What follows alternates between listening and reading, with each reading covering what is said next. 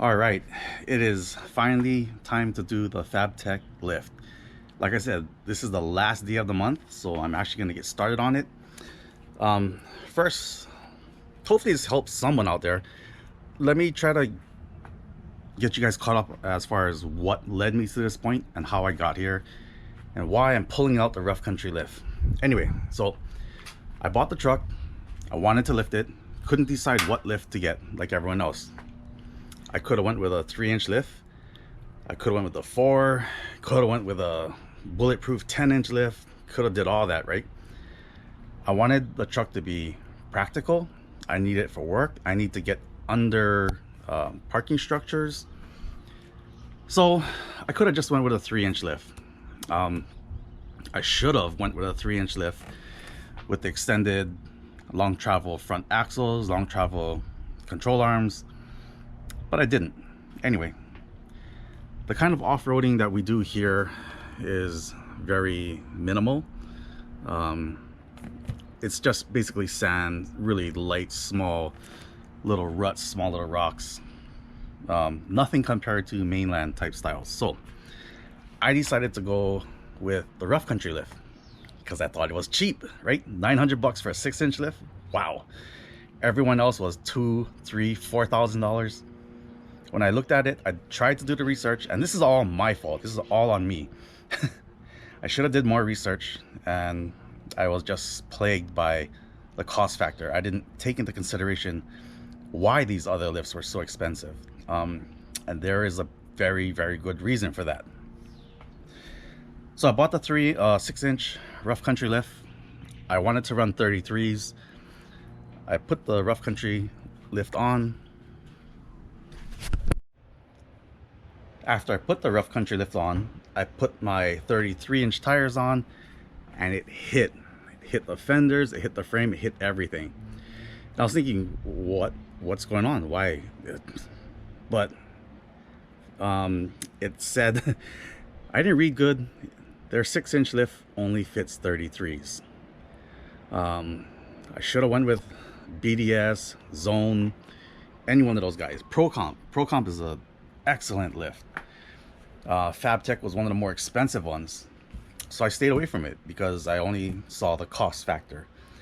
I currently do have the rough country lift on.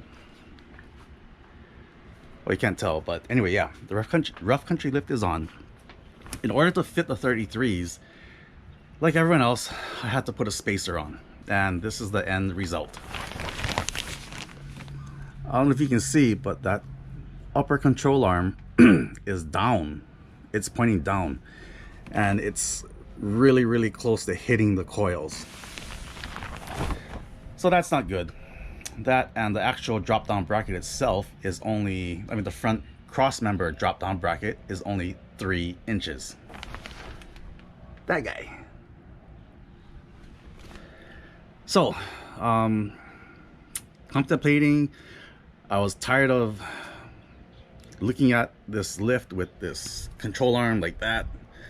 The lower control arm was down, the CV axles were down, the boots were hitting. I'm gonna change all of that. I bought all these parts a year ago, and it's just been sitting collecting dust, a ton of dust. I haven't even had a chance to open some of the boxes. So yeah, I'll show you guys the process that I went through, and maybe hopefully you guys can learn from some of my mistakes. I'm not going to edit this. I'm just going to leave it as is. If I make mistakes, then too bad on me. Hopefully somebody can learn from it. So the first thing I would suggest is to plan right on a piece of paper what you want to do, what you want to expect. It's going to save you so much headaches. Spend the money one time. I am going to take the rough country Vertex coil over shocks from the Tacoma, and I'm going to throw it into the 4Runner. I do have to re-drill and re-tap the top hat, but that's pretty easy. Anyway, and think if you're going to need gears, think if you're going to do a transmission swap or whatever, headers, exhaust, I don't know, whatever, plan things out so you only have to work hard once. I know that I want to buy gears. I am gonna go with the 529 gears, so Right now I need to run over to Darrow's and order the gears, but the Fabtech lift did come with instructions. I didn't like those instructions. It was too dark. What I ended up doing was going on their website, printing out the website's total full instruction. Here it is. And this is way better.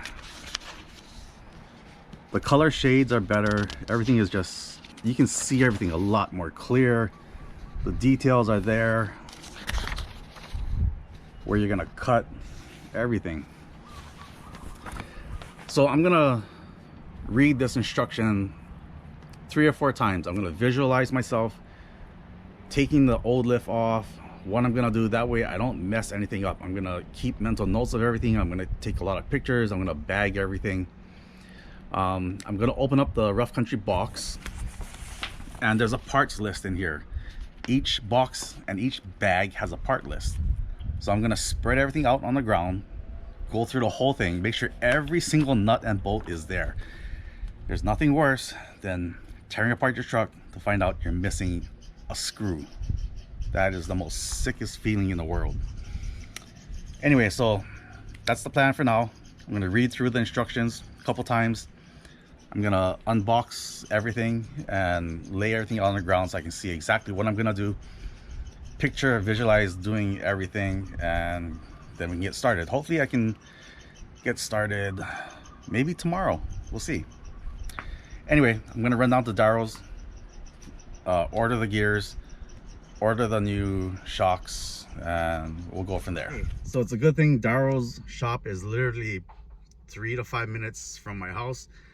I'm gonna run down there, order the gears, and that way I can take apart the front diff and drop it off to him, have him put everything in. Then when the whole lift is done, I will take the whole truck to him, and he just has to do the rear gears, and that should be good. And I'm still trying to decide what I want to put in, 488 or 529s, but we'll see. So let me head over there real quick and order the gears.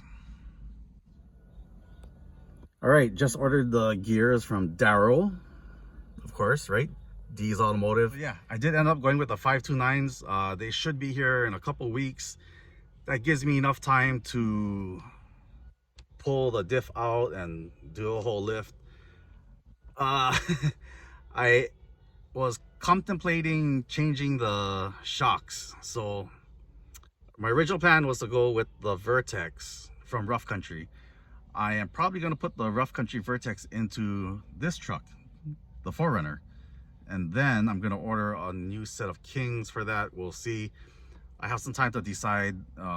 Yeah, so, and I know a couple of guys out there were waiting for this lift for me to do this lift for about a year. Keola, Michael, Maka guys, hang in there. I'm gonna get this going.